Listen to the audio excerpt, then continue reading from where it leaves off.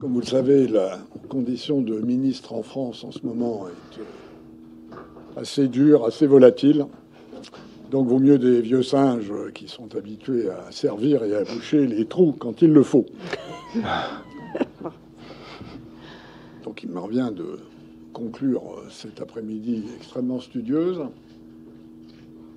Je vais le faire en prenant un peu de recul et en réfléchissant à haute voix avec vous sur ce moment. Et je vais le faire en ayant eu l'occasion, au cours des 10 ou 15 derniers jours, de participer à 3 événements, 2 en plus de celui d'aujourd'hui. Le Pariserplatz à Berlin, qui a été organisé par l'Institut Jacques Delors de Berlin, et puis une semaine après, ce sommet du grand continent qui, effectivement, commence à prendre de l'étoffe. Et ce que je retiens de ces 3 moments, de ces 3 événements de discussion solide, sérieuse, ce qu'on a eu cet après-midi, c'est du Delors bien pudding, sérieux, avec des bons experts qui posent les bonnes questions, et on en ressort en ayant appris des choses qu'on ne savait pas. Mais le sentiment qui me vient après ces 3 moments, c'est un sentiment d'inquiétude. Nous sommes, je crois, à un moment critique pour l'intégration européenne. Il y en a eu d'autres. J'espère qu'il y en aura d'autres dans le futur.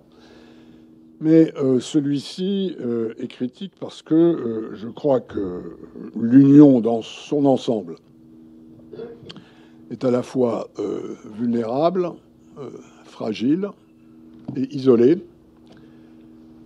et que c'est une condition difficile quand on aborde des choix qui eux-mêmes vont être très difficiles dans les temps qui viennent, pas dans 2 ans, pas dans 5 ans, mais qui viennent dans les mois et les 5 années qui viennent. Nous sommes vulnérables, je n'insiste pas, à la fois sur le plan stratégique et sur le plan géoéconomique. Nous savons ce qui se passe en Ukraine. Nous savons que, et on en apprend toujours un peu des militaires quand ils veulent bien parler, que la menace russe se développe, se diversifie dans des géographies qui ne sont pas seulement ce qui se passe sur le front ukrainien, par exemple dans les Balkans, pour ne citer que cette région. Et tout ceci nous prend stratégiquement de court. Nous sommes vulnérables sur le plan géoéconomique. Il suffit de constater les rodomontades du président Trump quand il parle de l'Europe pour voir qu'il y a un danger auquel il n'est pas clair que nous soyons correctement préparés. Donc nous sommes vulnérables, nous sommes fragiles. Nous sommes fragiles sur le plan économique.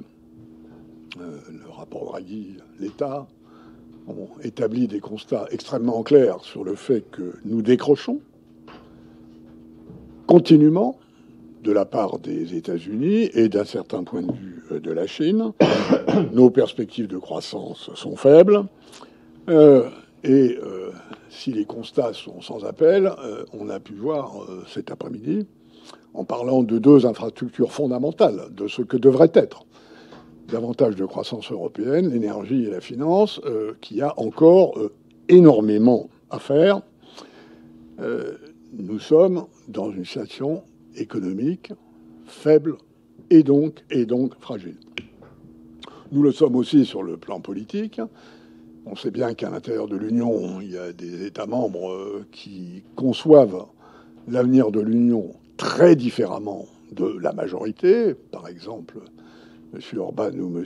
Fico. Nous savons que en France et en Allemagne, la vie politique est un peu mouvementée. Nous savons maintenant que dans une Union à 27 membres, 8 de ces membres sont soit dirigés par des mouvements populistes, soit dirigés par des gouvernements avec participation des mouvements populistes.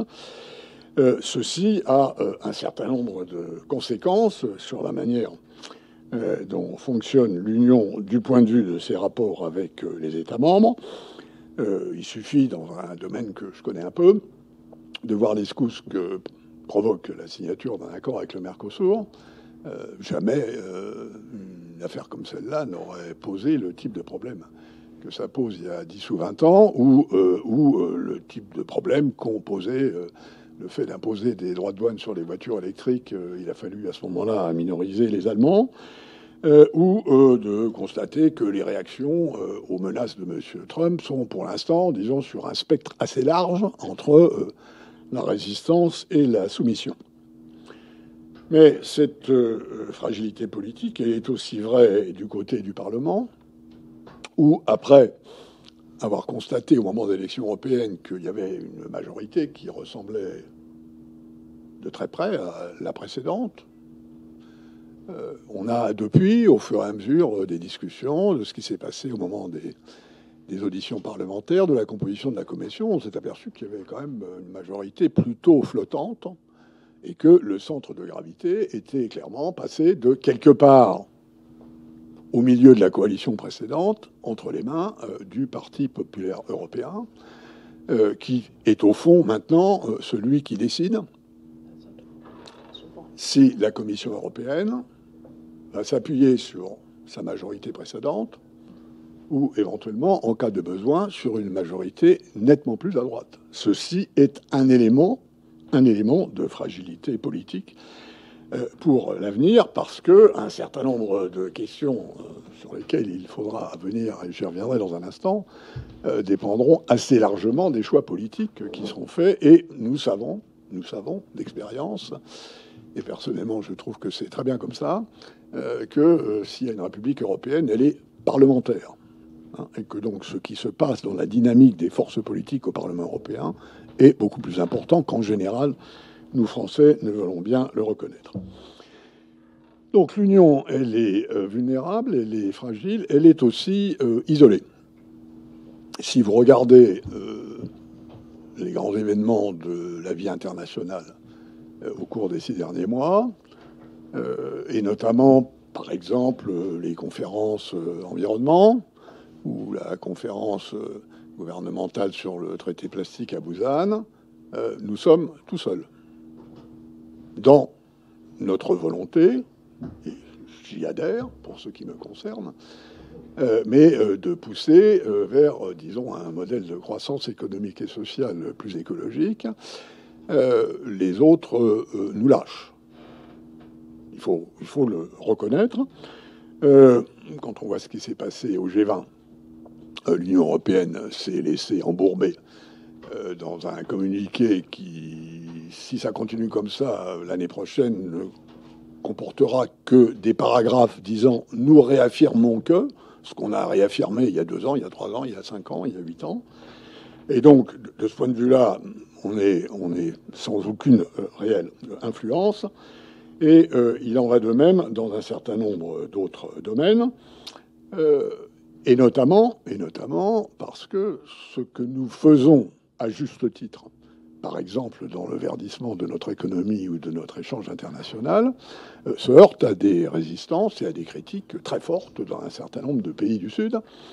Donc on risque, dans cette circonstance, d'être mal avec les Américains si Trump fait ce qu'il dit, mal avec la Russie et donc d'un certain point de vue la Chine. Et on a quelques autres raisons de ne pas être forcément dans de bons termes avec la Chine. Et voilà maintenant que c'est au fond le reste des pays en développement, c'est-à-dire le Sud, avec lequel nous nous fâchons petit à petit. Et je suis de ceux qui pensent, et je participe à suffisamment de ces entreprises, que le potentiel de polarisation nord-sud de la question climatique demeure considérable et que c'est un peu à l'Union européenne qu'il appartient de sortir de cet isolement. Donc tout ça nous met dans une position difficile à l'aube de choix qui eux-mêmes vont être très difficiles dans les mois qui viennent, Je n'en prends que 4 exemples. Le premier, c'est évidemment l'Ukraine. Les bruits de cessez-le-feu se multiplient.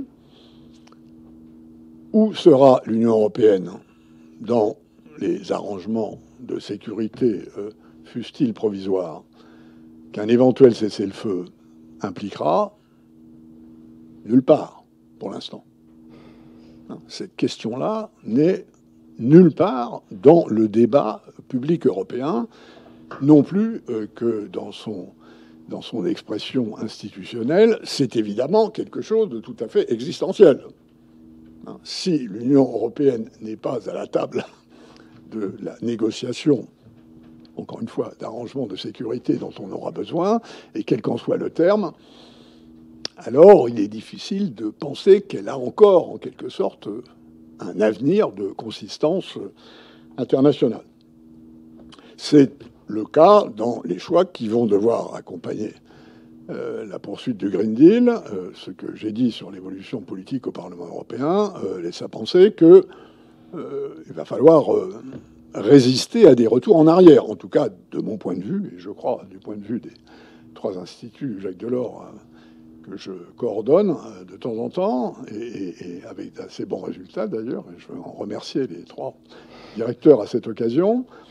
Mais on voit bien que là, il y a quelque chose qui nous attend et qui fait planer le doute sur est-ce qu'effectivement on est prêt à continuer dans cette direction, quitte à amodier ici ou là des trajectoires politiques qui ont été fixées.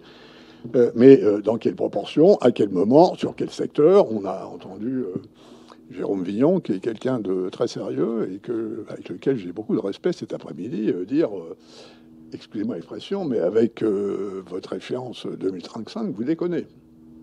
C'est quelque chose qui n'est... Jérôme Villon n'est pas le seul à dire ça. Ce n'est pas mon opinion personnelle, et nous ne dirons pas ça dans le rapport que l'Institut Jacques Delors de Paris et Sciences Po préparent pour l'Association des constructeurs automobiles. Mais voilà un exemple de quelque chose qui n'est pas dans 5 ans, pas dans 10 ans. Il va falloir décider ça maintenant. C'est évident en matière de parcours de sécurité, de défense. Qui fait quoi, dans quel cadre, avec quelles finances, pour combien, est inévitablement quelque chose qui n'est pas pour l'année prochaine ou l'année prochaine de l'année prochaine. C'est quelque chose qui va se poser, à supposer par exemple que M. Trump mette à exécution son chantage, qui c'est probablement un des moins contestables de celui qu'il exerce, et consiste à dire que les Européens devraient quand même peut-être payer un peu plus pour leur défense. Dans quel cadre et pourquoi? Ces questions-là ne sont pas prêtes, elles sont immédiates, et on va les aborder dans une position difficile. Et je termine par un 4e exemple, qui est un peu, en quelque sorte, la somme de tout le reste, et dont il a été question à juste titre cet après-midi, qui est ce fameux exercice des perspectives financières pluriannuelles, qui sont le moment de vérité. Le moment de vérité, c'est de savoir si tout ce qu'on a envie de mettre dans la chaussure tient avec un budget à 1% des ressources HPMD de l'Union européenne, qui est évidemment un pourcentage en soi ridicule, mais dont il n'a jusqu'à présent pas été qu'on n'a pas été capable de sortir politiquement, ce qui d'ailleurs dit quelque chose de fondamental sur l'état réel du partage du pouvoir entre les États membres et l'Union européenne. On peut lire les traités, regarder les attributions et compétences propres et partagées dans l'Union, mais à la fin du fin, c'est quand même, quand il s'agit de gros sous, que les relations de pouvoir s'établissent.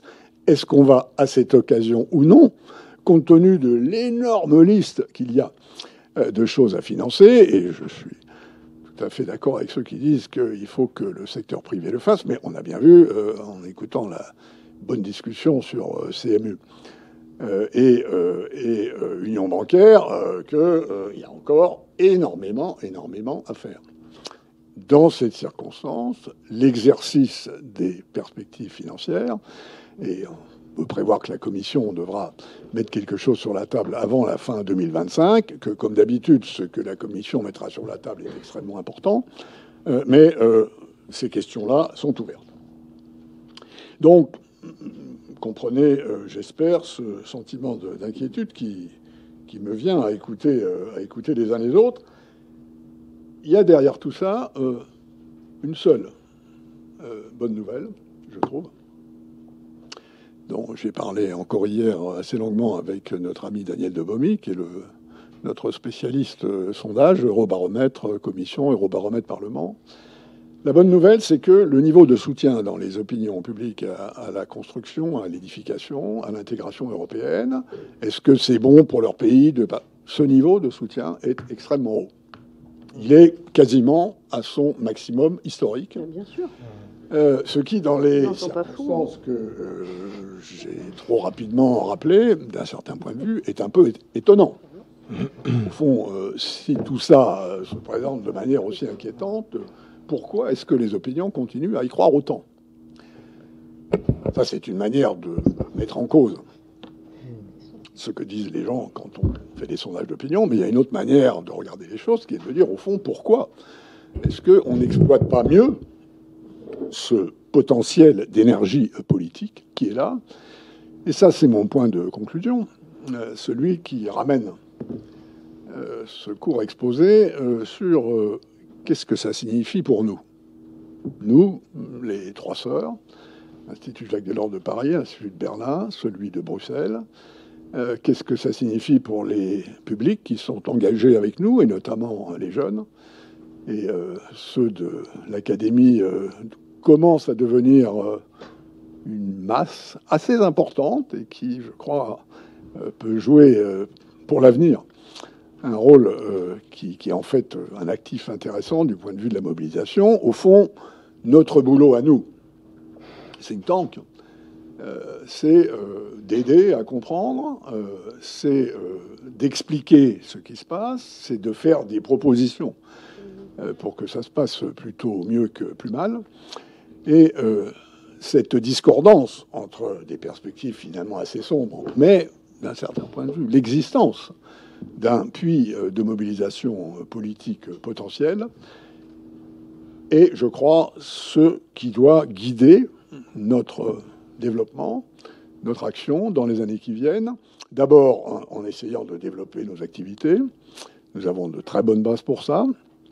Tout ce que j'entends, et évidemment, on peut aussi me raconter des histoires de temps en temps, mais tout ce que j'entends, c'est que, disons, sur le marché des think tanks qui s'occupent de l'intégration européenne profonde, celle à la Delors, ces trois instituts jouent un rôle désormais important. Et d'ailleurs, je l'ai déjà dit l'année dernière, si au moment du décès de Jacques Delors, son nom a eu tant d'importance au moment de sa disparition, c'est largement à l'existence de ces trois instituts qu'on le doit. Ce n'est pas Delors lui-même qui, dans les 20 dernières années de sa vie, avait entretenu ni sa propre notoriété, ni sa propre légende, ni n'avait eu l'occasion d'approfondir sa pensée en public. Ce sont les instituts qui l'ont fait. Et donc, de ce point de vue-là, nous avons un capital. Et ce capital, nous devons le développer, y compris avec un projet qui commence à prendre forme,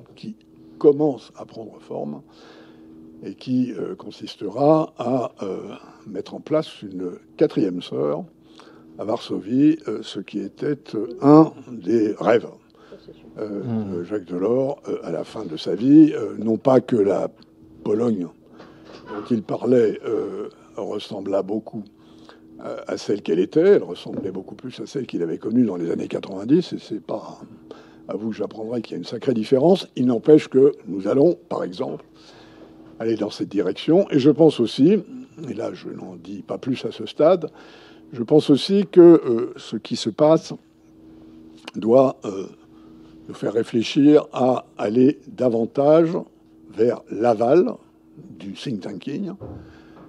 Penser l'Europe, c'est très bien. Mais je crois que, compte tenu des circonstances, et pour les années qui viennent, et là, pour le coup, il faut voir loin, nous avons sans doute besoin de nous engager davantage, d'aller plus loin que la pensée.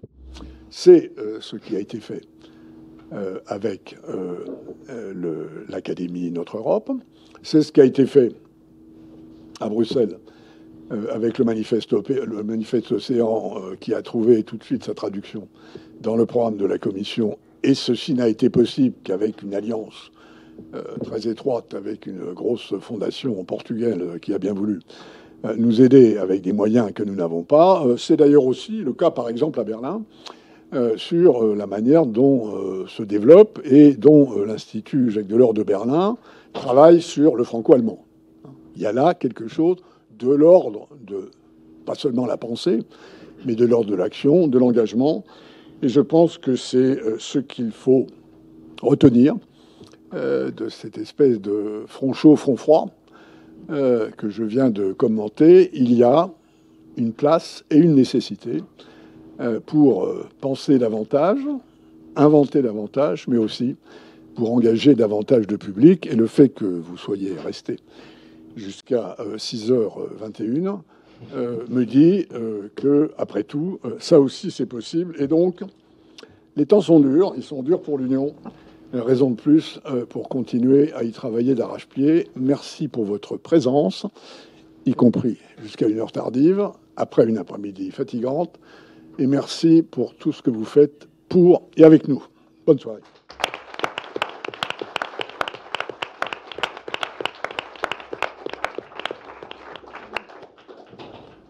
Merci Pascal Lamy, merci à tous nos intervenants cet après-midi. Il me reste le soin et la dure tâche de conclure. Je vous rassure, je ne vais pas faire un long discours puisqu'il y a un cocktail qui nous attend et j'imagine que vous êtes tous impatients d'aller boire quelque chose et de discuter entre vous. Peut-être juste pour rebondir sur ce que disait Pascal à l'instant, c'est toujours assez perturbant et assez questionnant quand on regarde l'état des opinions publiques et cette adhésion finalement à l'idée européenne, l'idée que face à des défis toujours plus importants, face à de l'insécurité, face à des problématiques toujours plus compliquées, et bien finalement les citoyens européens considèrent que c'est la réponse européenne qui peut être la bonne réponse, et en même temps, quand ils vont mettre leur bulletin dans l'urne ou quand ils parlent d'Europe, on a toujours l'impression que rien ne se passe, que rien n'avance et que rien ne bouge. Et ça me faisait penser, en écoutant Pascal Lamy, au fond, ça me faisait penser à ce qu'expliquent souvent les gens qui font de la communication ou du marketing, c'est-à-dire quand les attentes sont très élevées, on risque parfois d'être déçu. Et au fond, c'est peut-être ça le défi qui se pose aujourd'hui aux Européens et aux gens qui travaillent sur les questions européennes, à chaque expert, aux entreprises aussi, aux citoyens également et aux organisations qui suivent ces questions. C'est peut-être de véritablement expliquer mieux ce que sont ces défis européens, expliquer mieux que les constats sont faits, ils ont été faits tout cet après-midi. On sait qu'il nous faut travailler sur nos valeurs démocratiques, on sait qu'il nous faut travailler pour contrer le décrochage de l'économie européenne, on sait qu'il nous faut débloquer des moyens de financement des projets européens bien plus importants, qu'il faut de la volonté politique, ça a été dit à plusieurs reprises et on l'a entendu à plusieurs reprises. Une fois qu'on sait, il faut y aller, il faut oser y aller, il faut expliquer aussi, et je pense expliquer beaucoup plus largement et communiquer beaucoup plus largement sur tout ce que fait l'Europe et pourquoi elle le fait et pourquoi c'est important qu'elle le fasse. Tout aussi ne pas hésiter à mettre l'accent sur ce qui est peut-être pas tout à fait adéquate, pas tout à fait adaptée. Il a beaucoup été question de méthode cet après-midi et je crois que c'est un sujet très important. En tout cas, c'est peut-être là-dessus que je voulais conclure. On sait où on est, on sait face à quoi ce qu'on doit affronter. Il nous faudra être peut-être plus déterminés que jamais pour l'affronter et je suis persuadée que nous avons tous un rôle à jouer dans cette détermination et cette volonté. Alors, pour terminer, et ensuite je vous libère tous, donc je voulais remercier en espérant n'oublier personne. Toute l'équipe de l'Institut Jacques Delors qui a organisé aujourd'hui et participé à l'organisation de cette conférence. Merci pour votre implication. Bravo Laura, c'était sa première conférence. Je crois qu'elle peut être applaudie parce que la tâche n'était pas évidente. Vous savez comment ça se passe dans ce type d'événement. On a toujours des aléas de dernière minute, mais je crois que toute l'équipe a été là et tout le monde a assuré. Merci à tous nos intervenants et je profite pour remercier les intervenants qui sont encore là. Je crois que nos échanges ont été francs, mais aussi clair, posé et fructueux. Je serais tentée de dire, il n'y a plus qu'à maintenant. Merci à tous nos partenaires qui nous aident, qui nous soutiennent depuis des années, au fil des années, dans nos activités en général et à l'organisation de ce type d'événements également. Nous restons en contact avec vous et nous tenons à continuer à travailler fermement déterminés avec vous tous. Et puis, merci à vous tous d'avoir assisté, comme on le disait à l'instant, d'être restés jusqu'à la fin de cette conférence, qui était un événement dense, intense, qui nécessitait une certaine concentration, beaucoup de jeunes, c'est bien, c'est la relève, c'est la suite pour nos instituts, mais aussi pour l'intégration européenne. Donc bravo à tous. Merci, j'oublie l'essentiel, merci à Sciences Po et à Arantxa González, une fois de plus pour nous accueillir dans les locaux de Sciences Po et nous accueillir avec chaleur et conviction. Dites-moi tout de suite si j'oublie quelqu'un. Non, je remercie, je vois Nuno qui est resté jusqu'au bout, donc je remercie aussi la Fondation Gulbenkian qui est partenaire depuis des années de cette conférence annuelle. C'est très, très, très important pour nous. Voilà, bonne soirée à tous. À très vite pour de nouvelles activités, de nouvelles aventures. Bonne fin d'année à tous, bonne fête à tous. Et on se retrouve et on peut discuter au moment du cocktail. Merci.